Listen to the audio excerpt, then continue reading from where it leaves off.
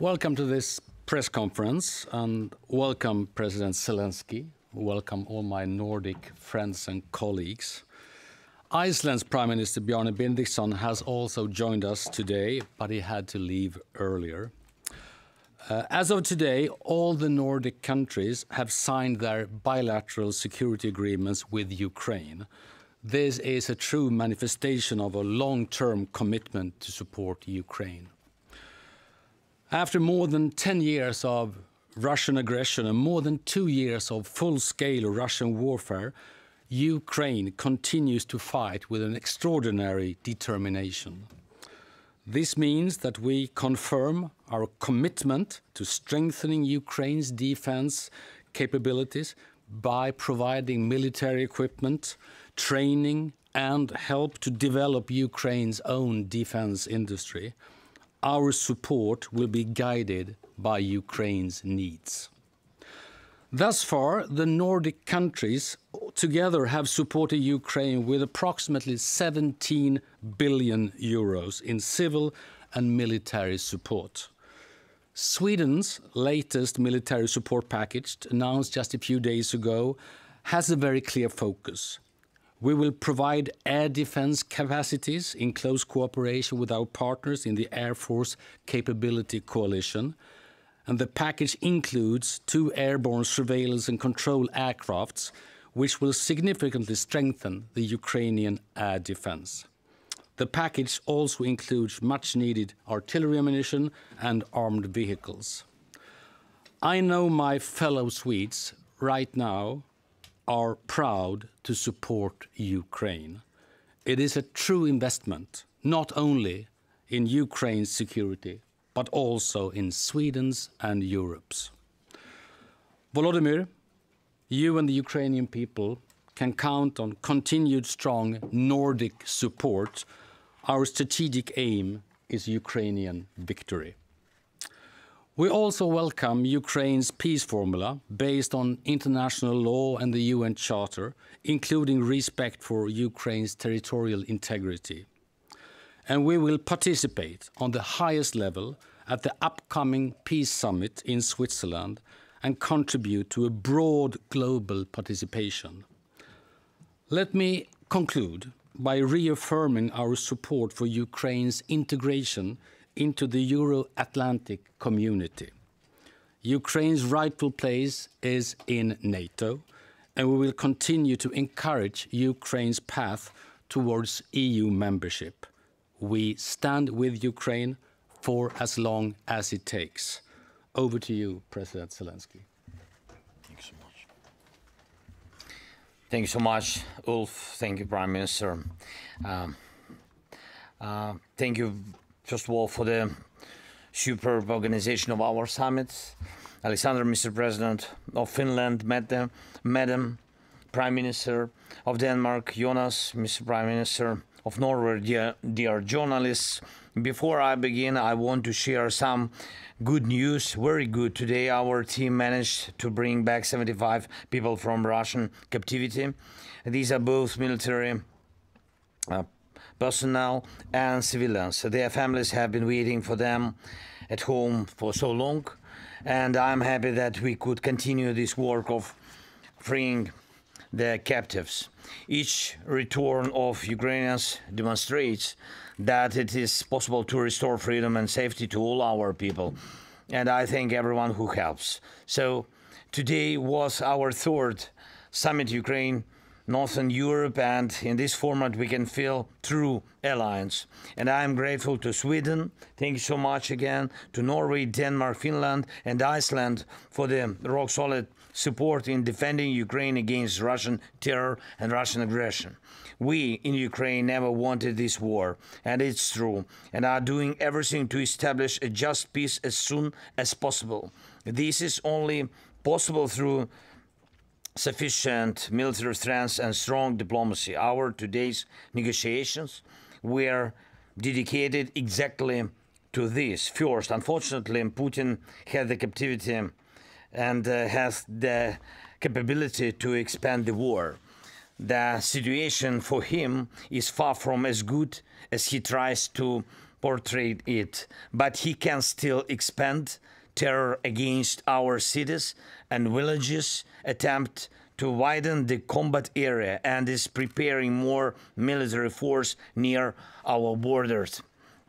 Russia is also signaling that it might be ready to commit aggressive provocations, particularly against borders in the Baltic region. We must change this. The key to positive changes for us on the front and in the war overall is air defense, of course. Russia has no other fundamental advantage besides aerial bombs, missiles, and combat aircraft. We must do everything to destroy Russian combat aircraft, just as we are already destroying Russian warships in the Black Sea region.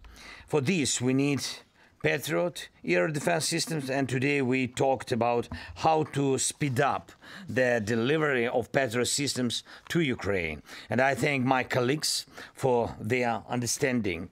Second, we have established a new security architecture within our so-called Ukraine, Northern Europe, with 5 security agreements already signed. Today, agreements were signed with Sweden, Norway and Iceland, earlier with Denmark and Finland. These are truly strong security measures that will strengthen us from now until Ukraine joins NATO.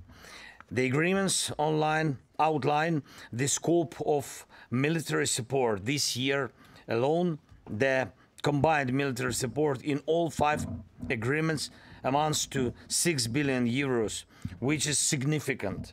Thank you so much, partners. And additionally, we confirmed our extensive defense cooperation, including joint production of weapons and joint production of equipment. We also formalized our joint political efforts to strengthen the EU and NATO. Thank you for your clear commitments on these issues for Ukraine. And today we discussed in detail the need to start negotiations on Ukraine's EU membership as early as June, and the preparation for the NATO summit in Washington. The summit must be productive, and Ukraine believes that this cannot be achieved without addressing the issue of Ukraine's invitation to NATO. And third, our diplomacy must be as effective as our weapons. The most important thing right now is the peace summit. It needs to become truly global summit. At this moment, we already have nearly 100 states and international organizations participating in the summit, but Russia is blackmailing some leaders and trying to block the participation of certain countries. We also do not yet have confirmation from some of partners, and today we discussed how we can strengthen our peace efforts together, the peace summit, and I thank you for your help. Thank you so much for your support. Slava Ukraini. Thank you so much, Volodymyr. Thank you so much. Alexander Stubb, you will unfortunately have to catch a flight later on, so please. Yeah, thanks. Thank you very much, Ulf. I'll make it short and try to summarize why we as Nordics are here and why we have all 5 of us signed a security agreement with Ukraine, and why we have supported with Ukraine with, roughly speaking, 17 billion euros. I think there's a short-term aim, there's a medium-term aim, and there's a long-term aim.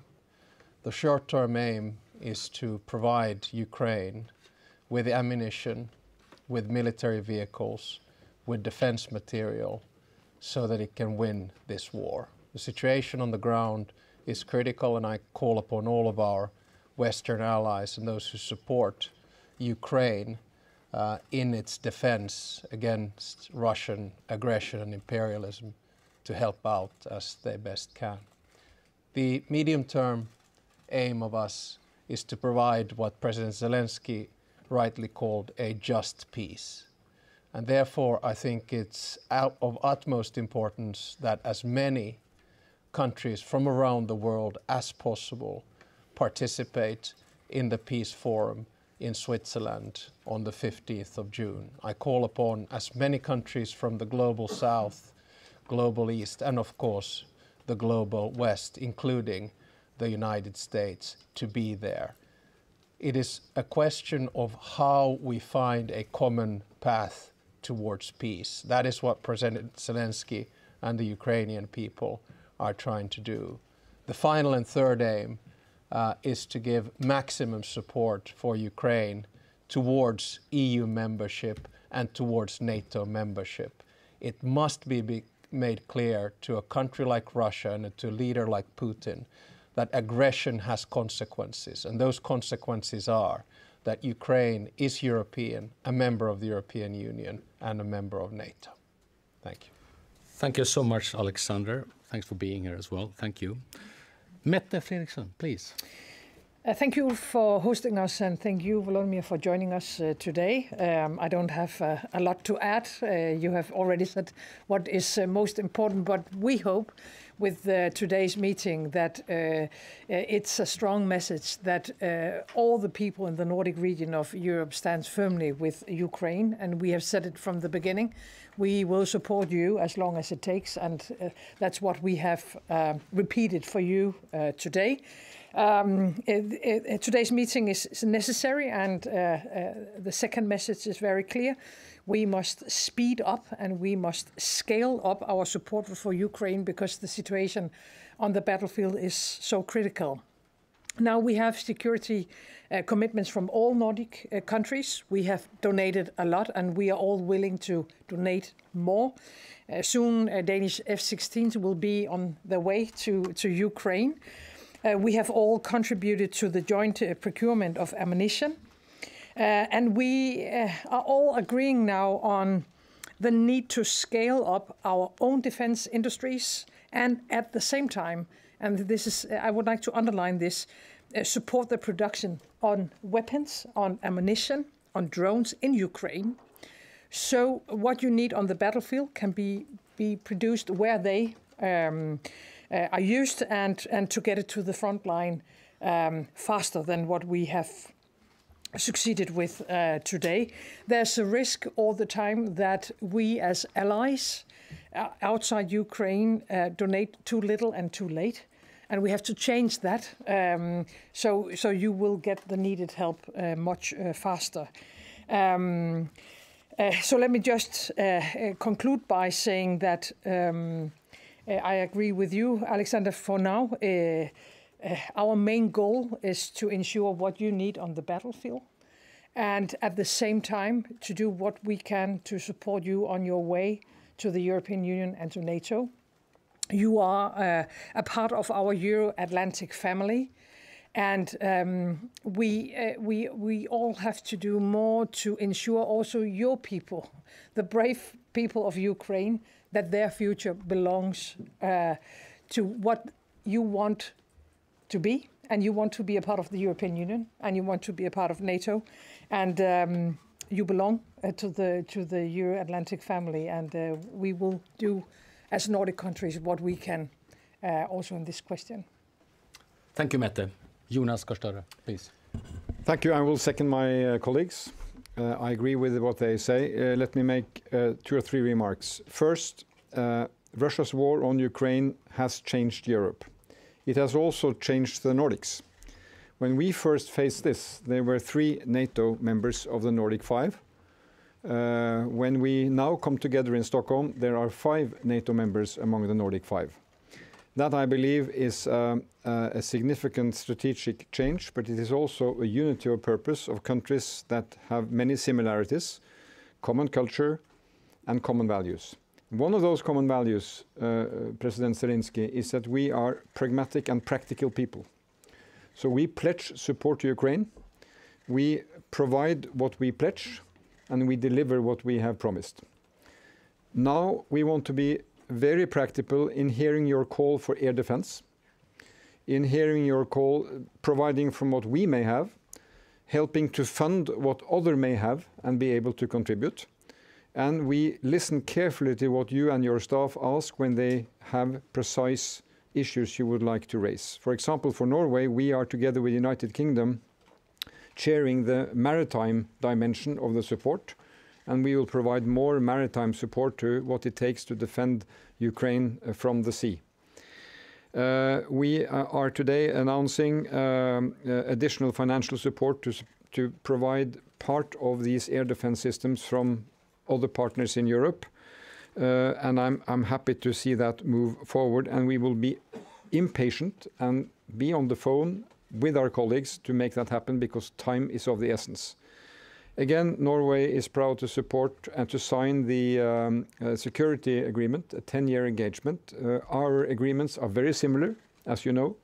So in 1 year, we have reached those agreements, and we will do what it takes to follow them up. We will be present in Switzerland in some 2 weeks' time. And this is a step towards what will be peace that Ukraine can live with. And let me just say this to you, President Zelensky, and your team.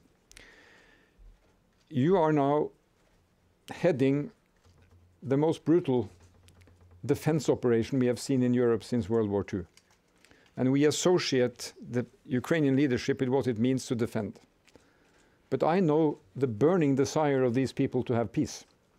And when we visit Ukraine and meet the people of Ukraine, or we meet the refugees who come to our countries, they have one dream, and that is to live a regular life as European citizens in a free Europe and a free Ukraine.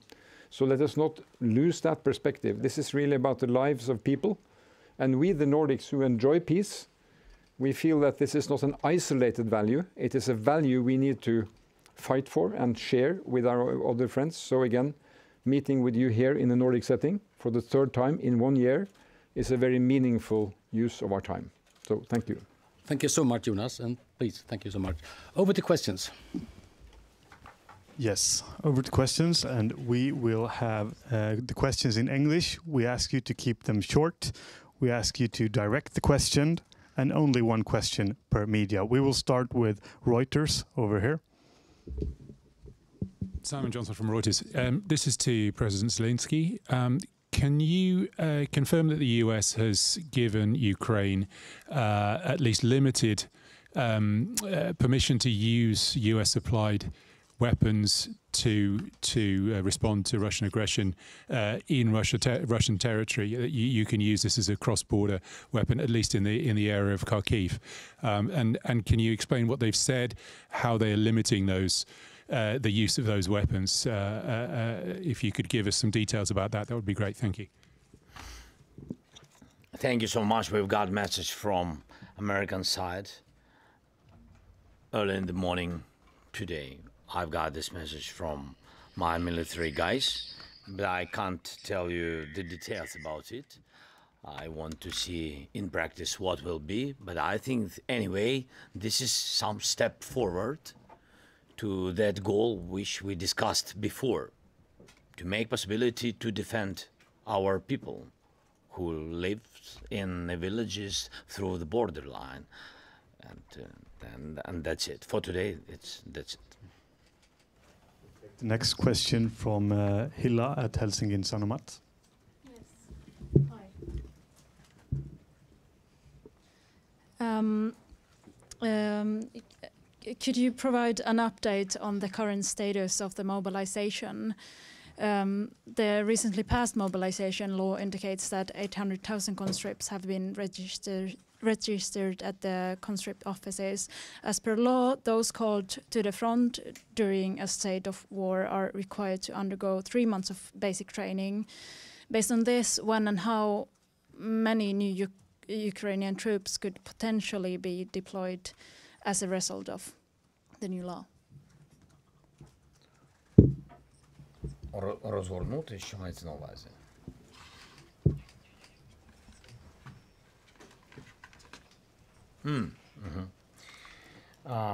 Дякую за запитання. Якщо можна, я відповім українською мовою. Щодо мобілізації, я просто хотів би, щоб ви всі зрозуміли деталі технічно.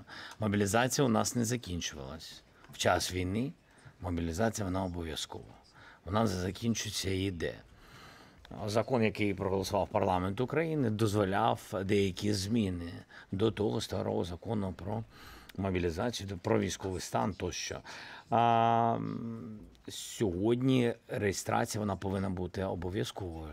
Чоловіків, які є мобілізаційного віку. Це цифровізація цього процесу, щоб не було дуже багато різних реєстрів, як це відбувається. Ніхто не готувався до такої війни. І технологічно сьогодні є можливість зареєструватись кожній людині. Це не значить, що ця людина обов'язково йде на фронт. Це обов'язок кожного з нас, хто має мобілізаційний вік, бути зареєстрованим.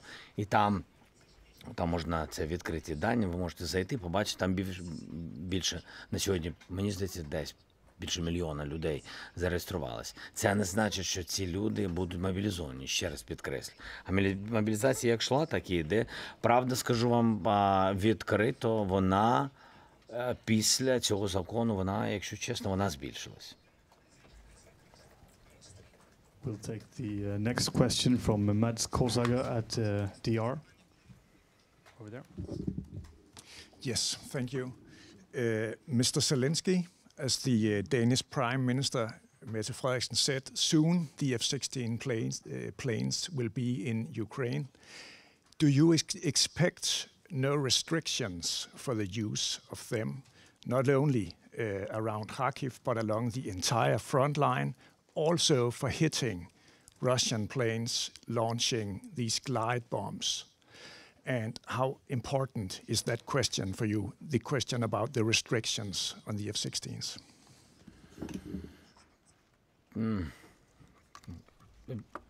Really, for today, I don't know the details how we can use our future jets F-16. The good step that we will have, and some of them we will have this year, is it enough? Not. Do we have too much of them? Not. And I think not too much to compare in the sky with Russians. I'm not sure that for today we have possibility to use these jets on the territory of Russia. We will see. We began to speak about it, and I said that I think that using any weapon, Western kind of weapon, on the territory of Russia, it's the question of time. I think so. Otherwise, it's not about the just peace, and they can stay just on their territory through the borderline, just attack us and kill like it now is going on. This way, they attack and we can't. And this is something not normal. Yes, and I think so. Maybe I'm not right, but I'm sharing with you what we see. So that's it, and that's why I think, of course, if Russia attacks our civilians, if Russia attacks our energy network, water supplies, without what people can't live. So if they attack us on the distance, for example, like with the thousands of guided bombs, by the way, 3,200 they used 1 month per month. So if they attack on the distance 100 kilometers from Russian territory, it means how we can defend. So today I shared with my friend that if they use 3,200 these guided aerial bombs, we don't have. I think Europe doesn't have totally such number of Patriot missiles. So you have to attack their jets. That's the answer. Only one way. And if they use their jets only from the territory of Russia for today, this is the answer. How we can use them. If we really want not just to speak that we have jets, if we really want to have strong position of Ukraine. We'll take the next question from Nora Torp Björnstad from VG. Mr. President, you've been stressing the urgent need for help from your Western allies for a long time now. now a fair part of these packages are being pushed through, but considering the very difficult situation on the battleground in Ukraine, do you worry sometimes it might be too little, too late? Thank you.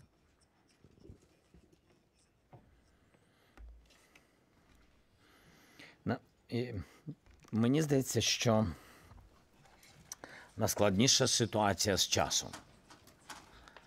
Найбільша проблема – це час і постачання цієї техніки. Тому що, ви розумієте, треба місяці, щоб навчатись на тій чи іншій техніці, якщо це не артилерійський снаряд, а, наприклад, armed vehicles, щось саме таке.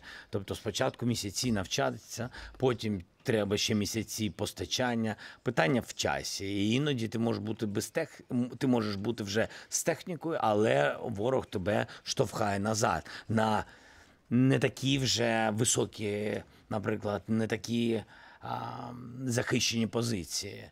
І тому мені здається, що все пов'язане тільки з цим. Не можна сказати, що Україна отримала пакети. Це прекрасно, ми вдячні і партнерам, і Сполученим Штатам Америки. Великий пакет проголосований в Конгресі. Так, але за цим пакетом після голосування ще повинні кроки узгодження, а потім постачання, а якщо якась нова техніка – це тренування тощо. Тобто від моменту акцептування пакету до моменту використовувати може пройти і півроку, і більше. І це, мені здається, на сьогодні найголовніший наш ворог. Найголовніший наш ворог – це повільне постачання. Next question will go to Hedda Berglund from Swedish television. Yes, I also have a question for President Zelensky from Swedish Public Service Television. Sweden is putting plans to send Gripen jets to Ukraine on hold. This as Sweden's been asked to wait while the F-16 fighter jets are being introduced. Do you think that this is the right strategy, or should Sweden reconsider providing Gripen aircrafts instead? We had dialogue with Prime Minister about Gripens. My position that we are training, for example, we train now our guys, pilots on F-16.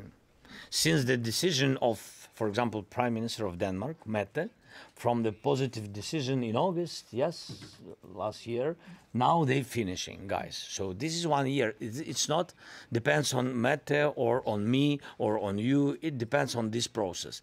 The process is too slow of training mission. My position that we have to change the process.